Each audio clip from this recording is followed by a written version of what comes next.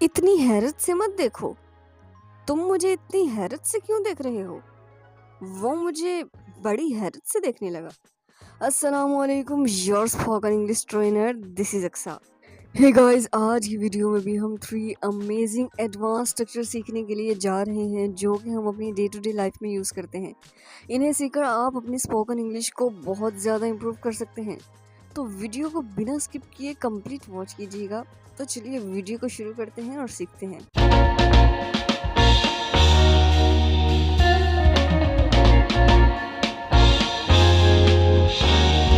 तो स्ट्रक्चर है हमारे पास, look at someone so amazingly. Look at someone so amazingly का मतलब होता है किसी को बड़ी हैरत से देखना, किसी को बड़ी हैरत से देखना। ओके, चलिए इसके कंप्लीट रूल को देखते हैं कि इस तरह के सेंटेंसेस हम किस तरह से बना सकते हैं। तो रूल है हमारे पास, सबसे पहले हम लगाएंगे सब्जेक्ट, उसके बाद हेल्पिंग वर्ब का यूज़ करेंगे और फिर look at someone so amazingly लगाकर अपने सेंटेंस को कंप्लीट कर देंगे। ओके, यहाँ पर ये जो समवन है, यहाँ पर हम समवन नहीं लगाएंगे बल्कि ऑब्जेक्ट प्रोनाउन का यूज़ करेंगे। मी, अस, यू, इट, देम, या फिर नाउन का यूज़ करेंगे। और यहाँ पर ये जो लुक है, ये एक वर्ब है जो कि सेंटेंस के अकॉर्डिंग चेंज हो जाएगा। राइट, चलिए इसके कुछ एग्जांपल्स देखते हैं ताकि इस स्ट्रक्चर की हमें मज़ीद अच्छे से समझ आ सके। तो सेंटेंस है हमारे पास, तुम मुझे इतनी हैरत से क्यों देख रहे हो? अक्सर हम ये सेंटेंस यूज़ करते हैं ना अपनी डेली कन्वर्सेशन में कि तुम मुझे इतनी हैरत से क्यों देख रहे हो? Why are you looking at me so amazingly? Why are you looking at me so amazingly? तुम मुझे इतनी हैरत से क्यों देख रहे हो? जब कोई हमें बहुत हैरान होकर बड़ी हैरत से देखे और देखता ही जाए तो हम इस तरह से बोलते हैं ना, इतनी हैरत से देख रहे हो मुझे, बात क्या है? You are looking at me so amazingly. What's the matter? You are looking at me so amazingly. What's the matter? इतनी हैरत से देख रहे हो मुझे, आखिर बात क्या है?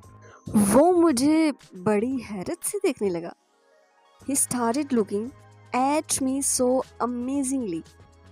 He started looking at me so amazingly.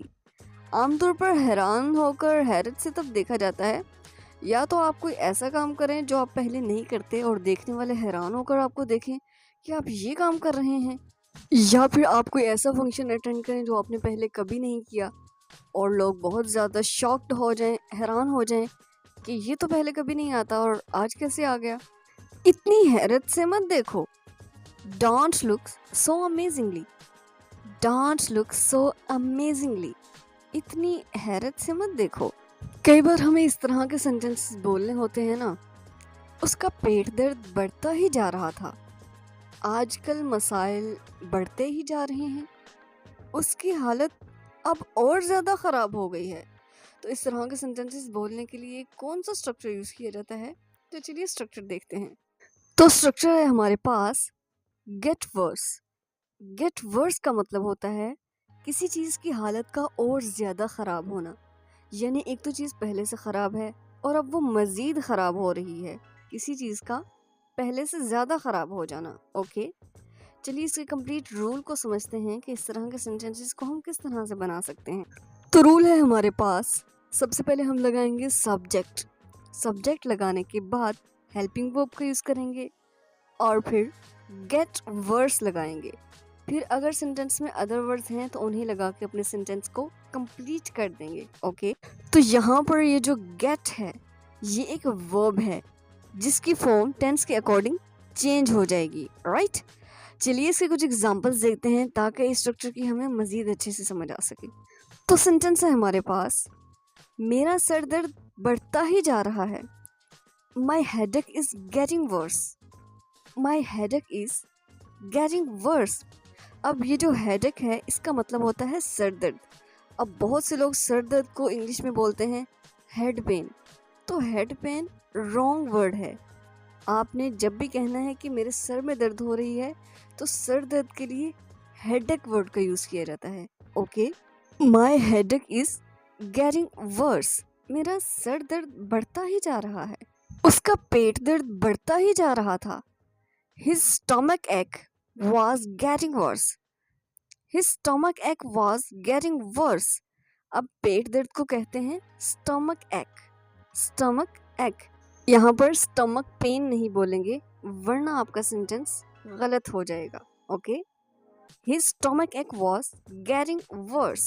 जब मुआशी मसाइल पर बात करनी हो या फिर सियासी मसाइल पर, हम में से अक्सर लोग ये फिक्रा लाजमी इस्तेमाल करते हैं।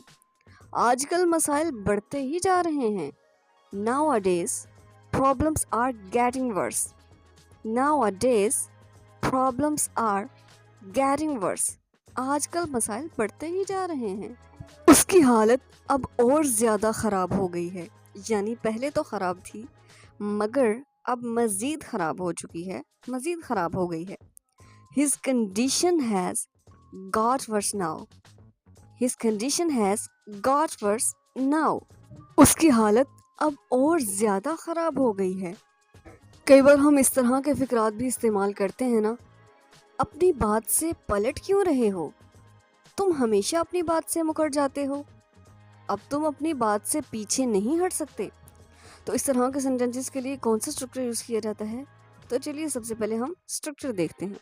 तो स्ट्रक्चर है हमारे पास go behind word, go back on word. इन दोनों का मतलब होता है अपनी बात से पलट जाना या फिर अपनी बात से पीछे हट जाना या अपनी बात से मुकर जाना। ओके, तो चलिए इसी कंप्लीट रूल को देखते हैं कि इस तरह के सेंटेंसेस को किस तरह से बनाया जाता है। तो रूल है हमारे पास, सबसे पहले हम लगाएंगे सब्जेक्ट, उसके बाद हम हेल्पिंग वर्ब का यूज़ करेंगे, फिर गो बिहाइंड या फिर गो बैक ऑन का यूज़ करेंगे। जो आपको अच्छा लगे आप वो यूज़ कर सकते हैं। उसके बाद पॉजेसिव एडजेक्टिव का यूज़ करेंगे और वर्ड लगा के अपने सेंटेंस को कंप्लीट कर लेंगे। राइट। पॉजेसिव एडजेक्टिव क्या होते हैं? My, your, his, her, our.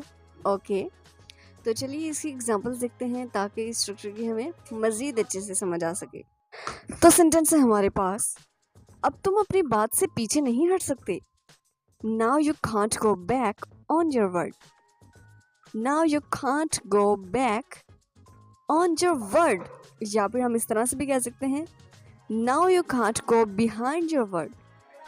अब तुम अपनी बात से पीछे नहीं हट सकते। जो बात तुमने कर दी है अब उसे पूरा करना होगा। वो अपनी बात से मुकर गई। She went back on her word. She went behind her word. वो अपनी बात से मुकर गई। जब कोई अपनी बात से फिर जाए, मुकर जाए, तो हम इस तरह से कहते हैं ना, अपनी बात से पलट क्यों रहे हो? Why are you going back on your word? Why are you going behind your word? अपनी बात से पलट क्यों रहे हो या अपनी बात से मुकर क्यों रहे हो? अपनी बात से मुकरो मत। Don't go back on your word. Don't go behind your word. अपनी बात से मुकरो मत। तुम हमेशा अपनी बात से मुकर जाते हो। You always go back on your word. You always go behind your word. तुम हमेशा अपनी बात से मुकर जाते हो। ओके गाइस, तो रोज़ाना की तरह आज भी होमवर्क की बारी। एक सेंटेंस आप सभी के लिए।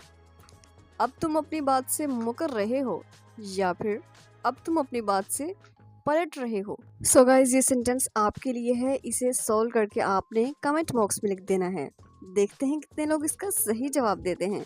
आई होप कि आपको ये तीनों स्ट्रक्चर बहुत पसंद आए होंगे और समझ में भी आए होंगे। सो आज के लिए इतना ही। मिलते हैं नेक्स्ट वीडियो में। तब तक के लिए अल्लाह हाफिज़।